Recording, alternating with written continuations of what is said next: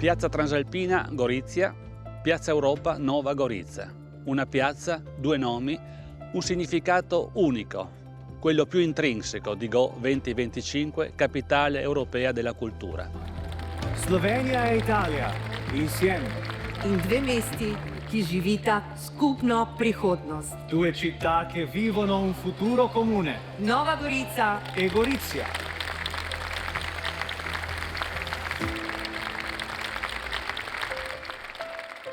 Questa piazza nel 1947, nel settembre, viene divisa dai reticolati, il confine, il nuovo confine, da una parte l'Italia, da una parte la Jugoslavia. Poi i reticolati vengono sostituiti dal muretto con la famosa rete che viene rimossa nel febbraio del 2004, prima della festa europea della Slovenia del 30 aprile 2004, ovvero quando la Slovenia entra nell'Unione Europea. Un'altra festa il 20 dicembre 2007, l'ingresso della Slovenia in Schengen, l'abbattimento dei confini. E su questa stazione, che si affaccia sulla linea transalpina, all'epoca della stesura dei confini viene messa una grande stella rossa, simbolo della Jugoslavia. Questa stella rossa, sbattuta in faccia a Gorizia, verrà pian piano rimossa. Intanto nel Natale del 90, verrà trasformata in stella cometa, un buon auspicio per quello che succederà nel giugno del 91, quando la Slovenia otterrà la sua indipendenza.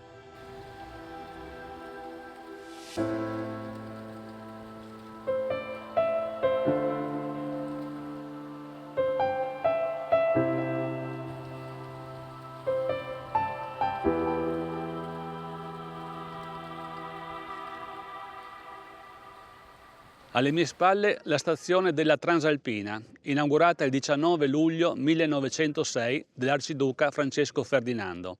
Un edificio simbolico che ci parla di collegamenti, che ci parla di una vecchia e di una nuova Europa. Andiamo a scoprire perché.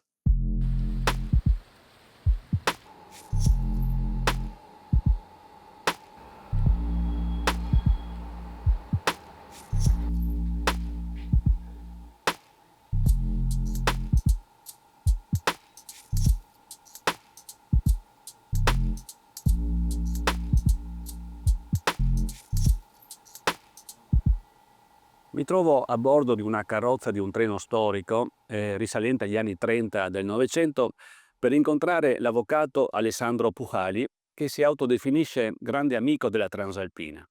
Buongiorno avvocato. Buongiorno. Questa storia ci riporta al 1906, anno di inaugurazione della Trieste-Jesenice. Esatto, il 19 luglio del 1906 viene inaugurata la ferrovia transalpina o la Wojhainerbahn o Borinska Proga, ma in realtà se ne parlava già da metà dell'Ottocento, perché c'era un bisogno estremo da parte di Trieste di un collegamento più efficiente con il centro Europa. Il secondo collegamento ferroviario con Trieste, die zweite Eisenbahnverbindung.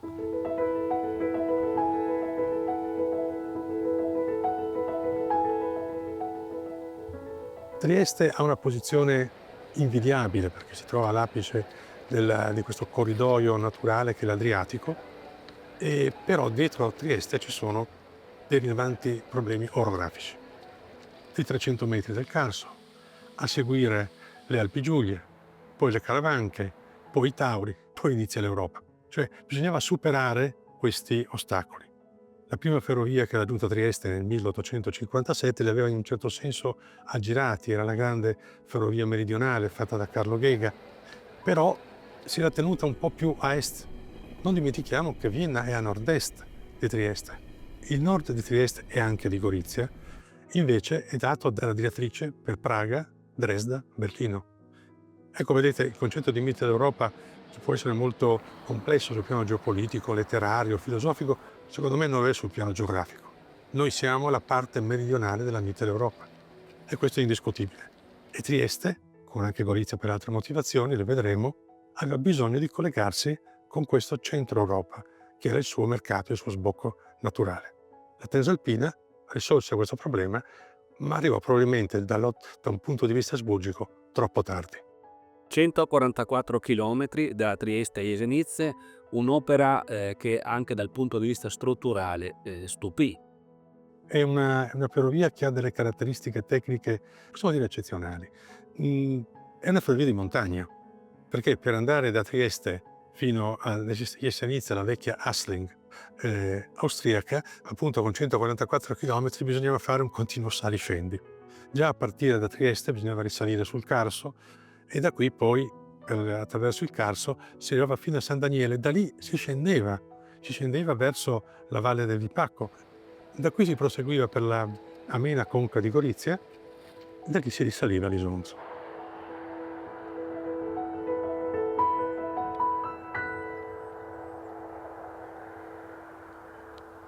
Uno dei punti più iconici è il viadotto ferroviario di Salcano, il ponte dei record, se così si può dire. Innanzitutto la necessità di attraversare l'Isonzo fu risolta con questo ponte, e il ponte con la più grande arcata in pietra tagliata del mondo. Costruita ancora con la tecnica dei ponti romani, a 85 metri di luce, questa arcata centrale, e oltretutto il ponte è anche veramente di grande qualità sul piano ingegneristico. Durante la prima guerra mondiale, però, quando gli italiani entrarono a Gorizia, gli austriaci, per evitare che gli italiani potessero passare dalla dunque riva sinistra, e fecero saltare nella notte fra l'8 e il 9 agosto del 1916 l'arcata centrale, che venne praticamente distrutta. Quando gli austriaci tornarono dopo Caporetto, gli fecero costruire una travata metallica che consentì di riprendere l'esercizio, e questa travata metallica andò avanti con la sua funzione sostitutiva del ponte e sino al 1927. Perché? Perché l'Italia decise di costruire il ponte secondo quelle che erano state le linee ingegneristiche austriache, e quindi oggi abbiamo ancora l'arcata a 85 metri di luce che ci consente di avere ancora il primato mondiale. Fu inaugurato nel 27 ed è un ponte veramente spettacolare.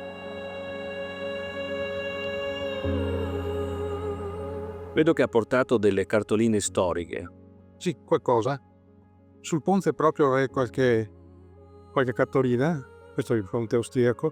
Abbiamo i famosi 5 archetti vicino all'arcata principale. Perché richiamo i 5 archetti? Perché ci consentiranno di distinguere immediatamente se l'immagine che stiamo guardando è il ponte austriaco o il ponte italiano. Il ponte austriaco ha 5 archetti. Questa è una cartolina abbastanza così emblematica, e che qui ci sono le 3 lingue proprio, cioè siamo proprio nella Gorizia Fasbucca. Qui no, invece, questa è un'immagine del ponte nel dopoguerra, e come vedete il ponte ha 4 archetti. 4. Ecco, uno può tranquillamente quindi sapere se il ponte dell'epoca italiana, la fotografia o l'immagine, oppure austriaco. Non lontano dal ponte ferroviario abbiamo dal 1975 il ponte della strada internazionale, anch'esso un'opera ragguardevole, e neonato nel 2022 a cura del GECT la passerella ciclopedonale che passa il fiume Isonzo, che in quel momento è ancora alla Sogia.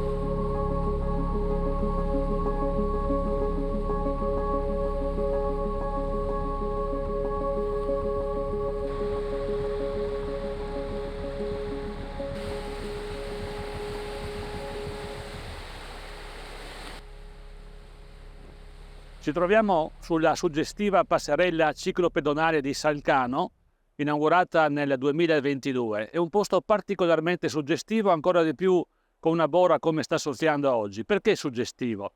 Perché possiamo immaginare che proprio qui sotto, idealmente, la Socia, proveniente dalla Val Trenta, passa il testimone all'Isonzo, che finirà la sua corsa in Adriatico all'isola dell'Arcona. Ecco il punto di congiunzione, non di separazione, tra un fiume che ha 2 nomi, ma che ha innervato profondamente quest'area del Goriziano.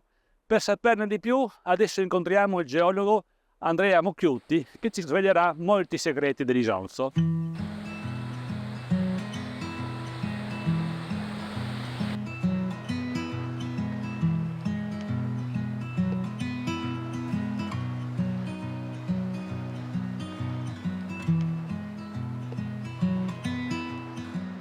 Ci troviamo su questo magnifico fiume, l'Isonzo, in un punto particolarmente interessante dal punto di vista geologico, proprio perché qui c'è il contatto tra le rocce carbonatiche, esattamente come quelle che ho in mano, i calcari, e le rocce terrigine, costituite dal flysch, marne ed arenarie, che caratterizzano tutte le colline del Collio italiano e sloveno.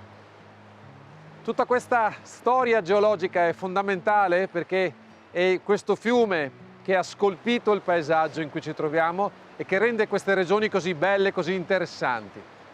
L'Isonzo è un fiume che nasce da una sorgente carsica in un punto veramente magico, una frattura nella roccia da cui fuoriesce una quantità enorme d'acqua tutto l'anno.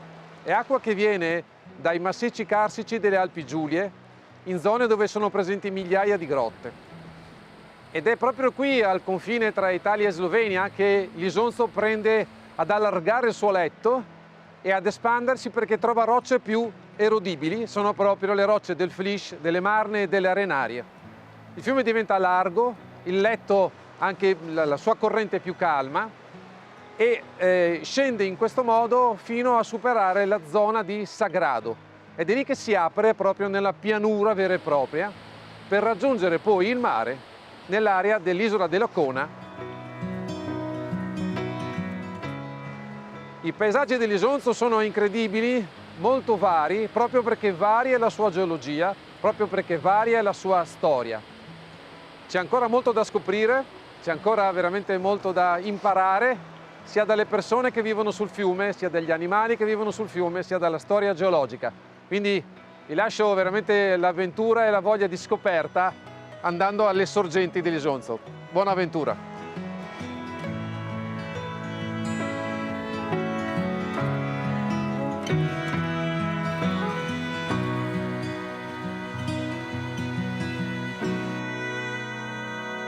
Ciao Andrea. Ciao! Dunque Isonzo non solo come suggestione, non solo come carico storico, ma anche come risorsa. Sì, certamente, è una risorsa importantissima per il turismo, sia nella parte alta del corso, sia anche appunto in quella che poi da qui arriva fino al mare con l'isola della Cona. E poi è una risorsa assolutamente importante per quanto riguarda la parte idrica, perché è l'acqua dell'Isonzo che bagna tutta la pianura isontina e che poi ricarica le falde, da cui poi molti pozzi portano acqua a Trieste e in moltissime località. Isonzo è importante anche per la storia dell'industria goriziana, un Isonzo che ha veramente segnato la linfa di questo territorio.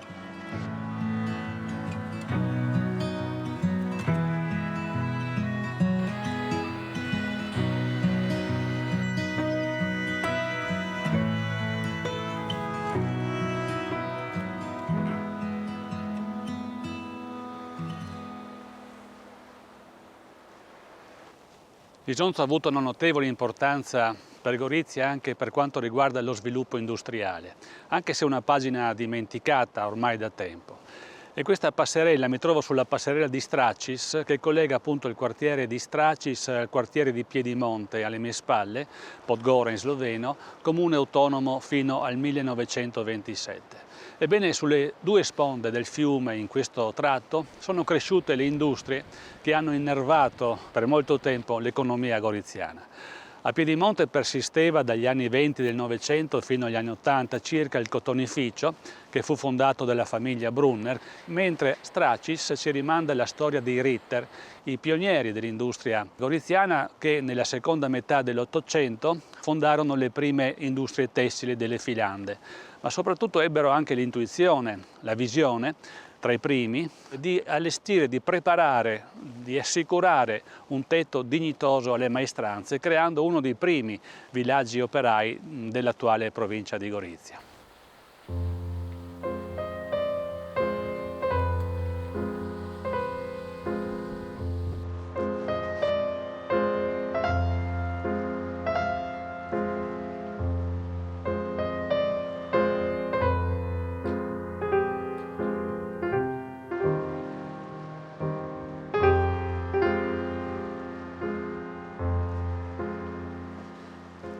E dalla passerella di Stracis ora ci trasferiamo al piccolo cimitero del comune sloveno di Miren, Merna in italiano, per andare a raccontare una storia assurda ma vera di cosa è stato il confine da queste parti.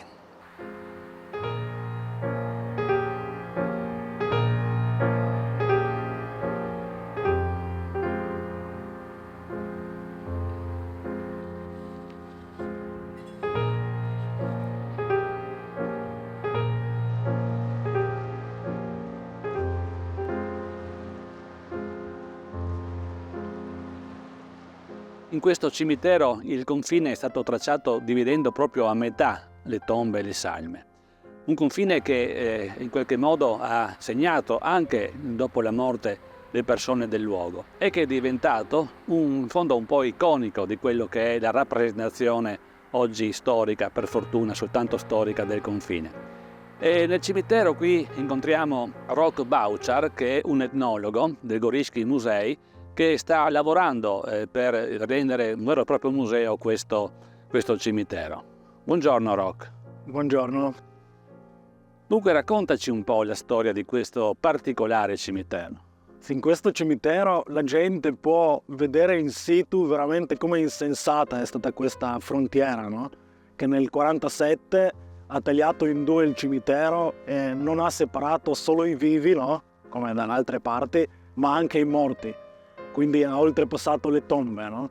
Una storia che per me è molto importante della forza della gente o della voglia di come incontrarsi, no? Perché solo in certi eventi la gente poteva venire in questo cimitero e per esempio un evento è stato il 1° novembre, quando potevano arrivare tutti, no? E la gente con quale parlavo, che mi diceva delle storie, ha detto che questo giorno era dedicato ai vivi, non ai morti, no?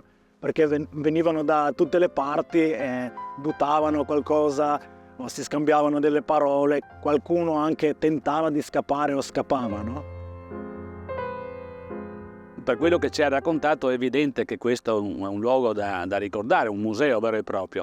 E volevo chiederti di questa striscia, questa pavimentazione apposta nel 1974 proprio che ricalca la linea confinaria.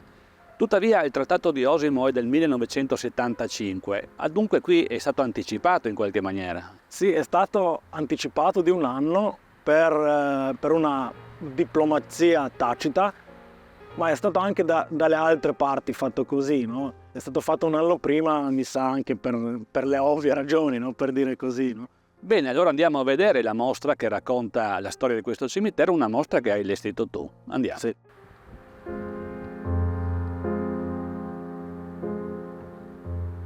In questi due posti, due stanze della mostra, l'abbiamo fatto un po' nel senso meditativo, per dire così, perché siamo proprio nel cimitero e è tutto un po' più silenzioso, introspettivo, quindi abbiamo voluto, perché questa è la quarta e l'ultima tappa del nostro museo sul confine, abbiamo voluto che la gente, quando vede in situ, no, dove è andata questa frontiera, si chiede delle domande, non solo della frontiera che è stata fatta qui, ma anche delle frontiere che sono in noi, le frontiere perché siamo nel cimitero sulla vita e la morte.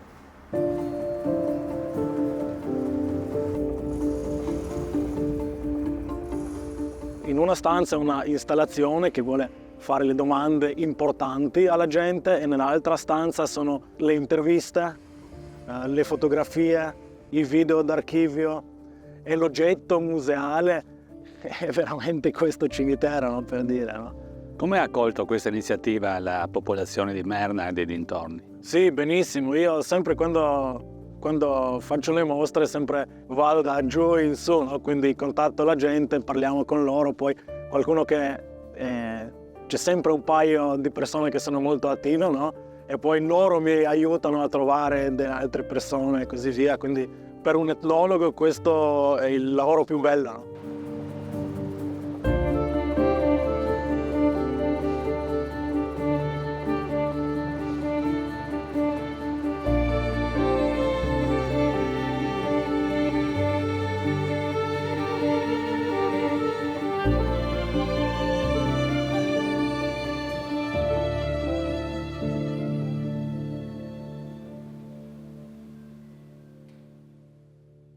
Sto entrando in una delle sedi del Museo regionale di Nova Gorica, Gorychkij Muzej.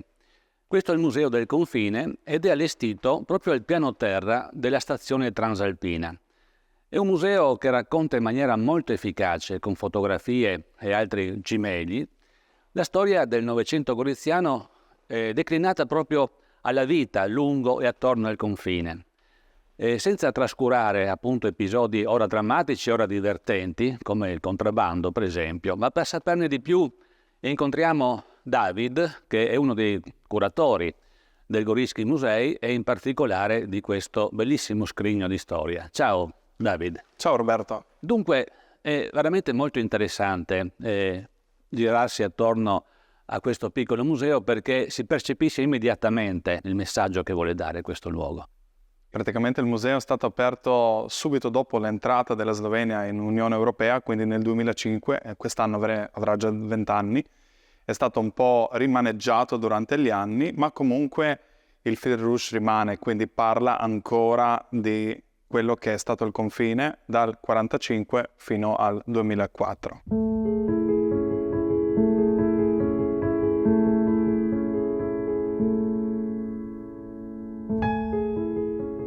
Alle tue spalle abbiamo diverse foto della stazione Transalpina, la vecchia stazione Montesanto. Figura iconica di quell'epoca è la stella rossa, no? Che simboleggiava la Repubblica di Jugoslavia. Che effetto suscita nei visitatori? Beh, in un certo senso dipende da chi viene.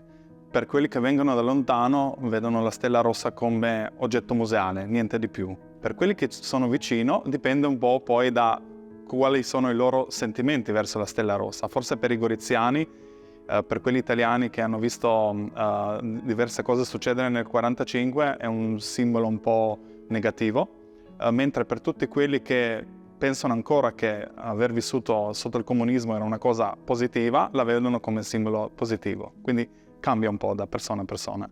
Ma ecco, illustraci magari qualche altra foto come questa iconica della mucca, no? Su cui passa la linea confinaria.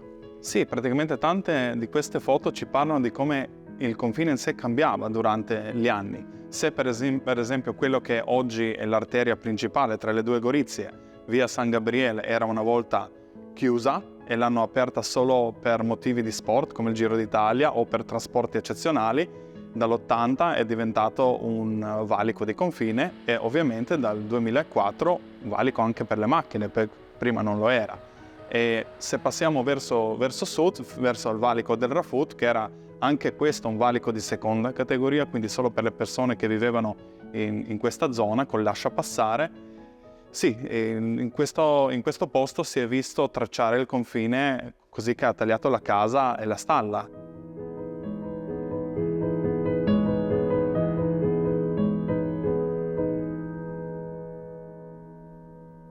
Sull'angolo vedo una scoppa di Saggina, che è una delle storie più belle, più emblematiche anche dell'Europa. Che cosa ci racconta questa scoppa di Saggina?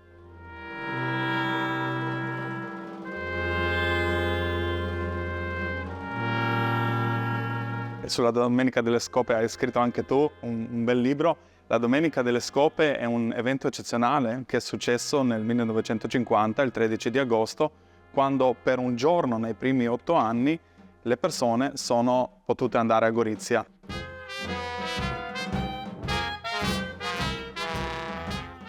E in effetti una massa di persone, dicono 5.000, è entrata a Gorizia, alcuni per vedere i parenti, alcuni per andare a mangiare nei buoni ristoranti goriziani, altri per bere il caffè dopo 3 anni perché non c'era questo caffè in Jugoslavia, tranne se lo contrabbandavano.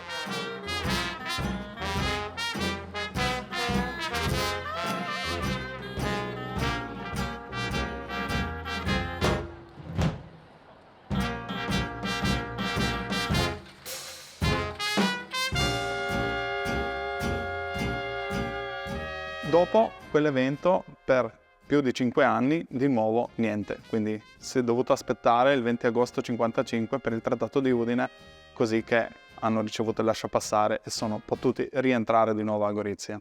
Perché a noi piace ricordare la Domenica delle Scope come il primo embrione di quella che poi sarebbe diventata l'Unione Europea, cioè la libera circolazione di merci e persone.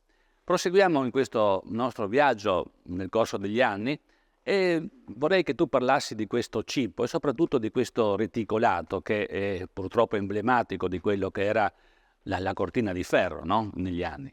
Qui sono posti assieme il filo spinato che ci parla dei primi anni, quindi dal 1947 in poi, e il cippo che è uno dei tanti cippi sul confine che sono posti sono stati posti dopo il trattato di Osimo. Cippi che con l'enumerazione potevano far sapere dove è potuto succedere qualcosa. Quindi il numero 50 ci dice che è un po' più a nord di qua, mentre il 42 è proprio il numero del cippo.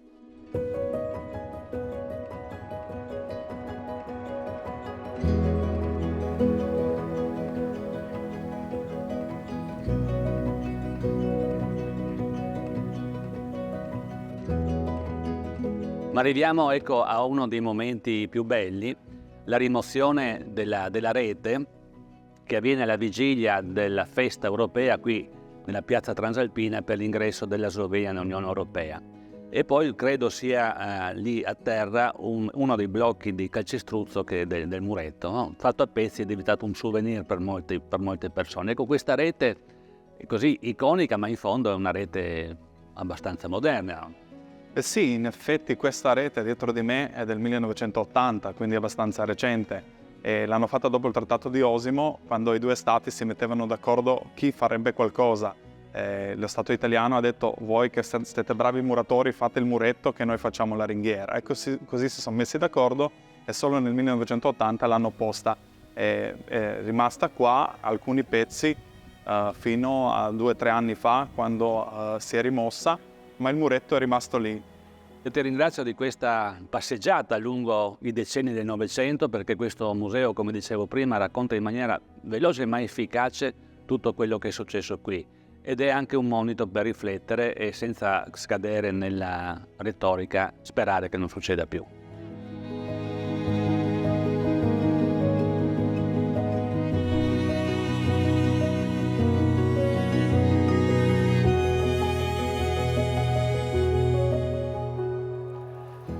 Siamo tornati nel punto di partenza, la piazza della stazione Transalpina, la piazza con 2 nomi, ma unico simbolo di storia, di collegamento della vita del Novecento goriziano.